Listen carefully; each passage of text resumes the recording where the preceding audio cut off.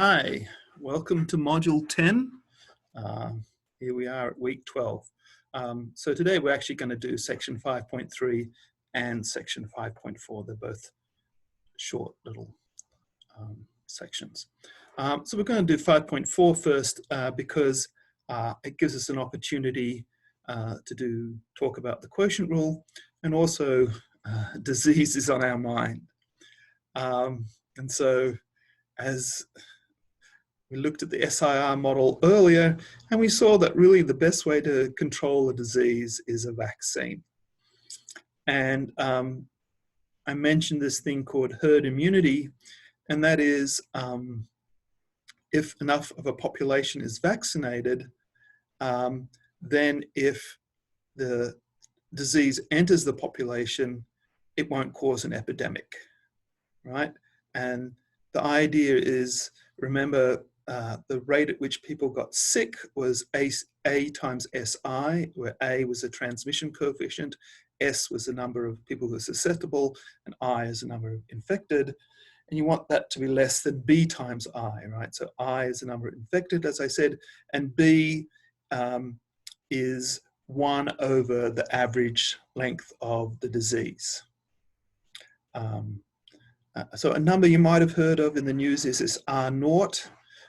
In the case of the SIR model, that's equal to AS divided by B. So it's in the case when the disease just starts off. So there's one infected person and then there's a whole group of susceptible people. How many people are they going to infect? Well, you know that the rate of getting infected is A times S times 1, because there's one infected, so that's AS. So that's the number of people they infect sort of each time period. And how long are they sick for? Well, they're sick for 1 over B days. So if you do AS times 1 on B, that's the length of time they're sick and how many people they're infected. And so that's how many people they're going to spread the disease to. And the idea, if that number is less than 1, then it won't cause an epidemic. If it's greater than 1, then you've got a kind of got like a geometric growth kind of thing. So if they infect 2, then those 2 will infect 4, and that 4 will infect 8, and there is your epidemic. Today I want to look at another model, and this takes age into account. So I remember someone asking about, can you do age? And yes, you can. You just makes the model more complicated. And this model was developed by Anderson and May. This May is Robert May. He's the same May that we talked about before, who did the May model. As I said, he wrote a classic textbook on epidemiology. I'm not going to go into the details of their model, but we're just going to look at some of their conclusion. So the variables in their model was L is the average human life expectancy, A is the average age at which individuals catch the disease, and V is the average age at which individuals are vaccinated against the disease. Everything's in years. Okay, so the SIR model gave us, you basically want to make sure that ASI is less than BI, so that gives you like a percentage of the population that you want to vaccinate, but as I said, it doesn't take into account age. So the conclusion of their more complicated model was to eradicate the disease, i.e. to get R naught below 1, so that when the disease enters the population, it peters out. So some people still get sick, but you don't get an epidemic. The population we need to vaccinate must exceed this number P, which is L plus V divided by L plus A. So remember, lifespan plus vaccination age divided by lifespan plus average age, you get the disease. And so to analyze this, we can use derivatives. So we keep 2 of the variables constant and differentiate with respect to the other. And since we've got a quotient, we've got the quotient rule. Okay, so the derivative with respect to L, so you do low d high minus high d low over low squared, and you get dpdl is after you do some algebra is that result there. You do the same for dp dA. Again, low d high minus high d low. Remember, each time you're doing the derivative, you're doing it with respect to a different variable, right? In the first one, it's L, the second one, it's A, the third one, it's V. So for example, when we do d high d low minus low d high minus high d low, since there's no V in the denominator, that is 0. And so we get those results. Just make sure you can understand that. It's just using the quotient rule. So let's analyze the disease. Let's look at measles in the US. So reasonable numbers might be life expectancy of 70 years. The average age which people catch measles is around 5. The average age which people are vaccinated is 1, let's just say. Thus, P is 71 over 75, right? That's 70 plus 5, 70 plus 1 divided by 70 plus 5. That's 0.947. So that model says if we vaccinate at least 94.7% of the population, we're going to get this herd immunity and measles won't be able to spread. And to help us analyze, we're going to take these derivatives and plug in numbers. And so we see dP/dL is 0.007, dP/dA is negative 0.0126, and dP/dV is 0.0133. So remember, what's the significance of a derivative? First, it's the sign. Okay, so this is telling us that if life expectancy goes up, or the average age at which you vaccinate goes up, then the proportion that need to get vaccinated increases.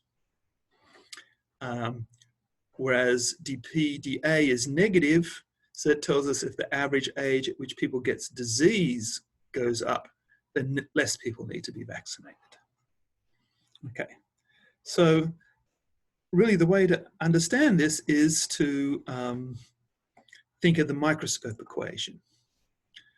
So we've looked at the sign, we've got to look at the magnitude. What does the magnitude mean? So dP/dL being 0.0007 means that every year of life expectancy increases the need to, every year that life expectancy increases, comma, we need to increase P by 0.07%. And dP/dA being negative 0.0126 means that for every year that we increase the average age that people catch measles, we can decrease P by 1.2%. And similarly for dP/dV being 0.0133. So that should be 1.33%. I'll correct that. So how do people use this? So for example, in an area where communal childcare is growing, you expect people to get more exposed to communicable disease. So we expect A to decrease. The average people are getting sick sooner. To compensate for this, the model says we can compensate by decreasing V, so getting people vaccinated earlier, or by increasing the number of people vaccinated. So we've got to do some sort of combination of that to offset the fact that people are going to get sick more often if we want to have herd immunity, and so therefore we don't want epidemics. Okay, so that was a fun little side note, just analyzing this model. Let's get on to second derivatives, very straightforward. And this is something that I'm sure you could have just done without me talking about it. Since a derivative is a function, that means we can take its derivative. This is called the second derivative. And we write it as f double prime, or in that other notations, d squared y dx squared. So for example, if your function is 3 to the x, e to the 3 to the x, its derivative is 3e to the 3x. Its second derivative is, down comes another 3, it's 9e to the 3x.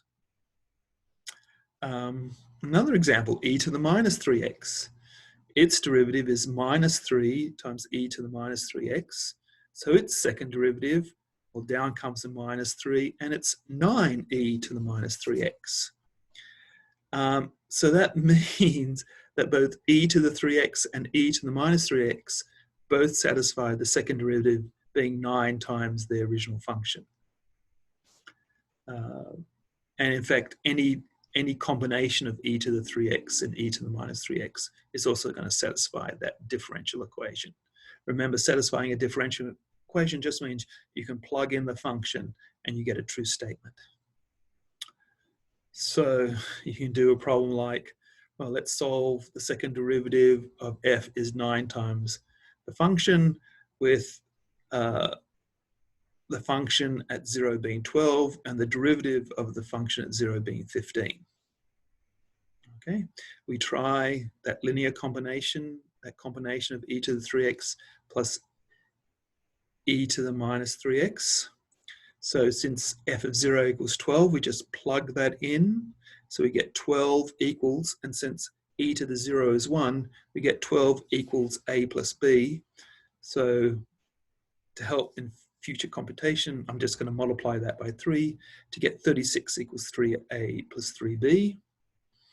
And we take the derivative of that combination and we get 3a e to the 3x minus 3b e to the minus 3x. And so again, we plug in 0 because remember the derivative at 0 is 15. We have 15 equals 3a minus 3b. And so I've got two equations there. I'm just going to add them together. So I get 51 equals 3a plus 3a is 6a, and the 3b and the minus 3b cancel. So that tells me a is 8.5. And so since they have to add up to 12, b has to be 3.5. So I found a solution to that problem. Okay. Okay, the question for this, first question for this module is, what is the second derivative of x cubed? And the final thing is, well, what is the geometric meaning of second derivatives? We know that the first derivative tells us whether the function is increasing or decreasing. Well, the second derivative tells us whether the derivative is increasing or decreasing. So if you got a function and the second derivative is positive on an interval, then that tells us that the first derivative is increasing on that interval, and we say that f is concave up. So you've got a shape like this. If you can see making my hand gestures there. If f is a function and f double prime is negative on an interval, then f prime is decreasing on that interval, and we say that f is concave down on that interval. And that means, if you can see me making my hand gestures, I've got kind of like an N kind of shape, as distinct from the U of the concave up. Okay, let's do an example. Let's say we have x squared. Its derivative is 2x. Okay, so the derivative is positive when x is positive, and f prime is negative when x is negative. So we know that f is decreasing for x less than 0 and increasing for x greater than 0. Now we have the second derivative is the derivative of 2x, that's 2, and that's always positive. So that tells us that f prime is always increasing, so that the function is concave up. And if you think of a parabola, that's your classic concave up. And the second question for the module is, when f of x equals x cubed, remember you did the second derivative in the previous question, when is that function concave down? Okay, so it's going to be when the second derivative is negative. Okay, and that finishes us off for today.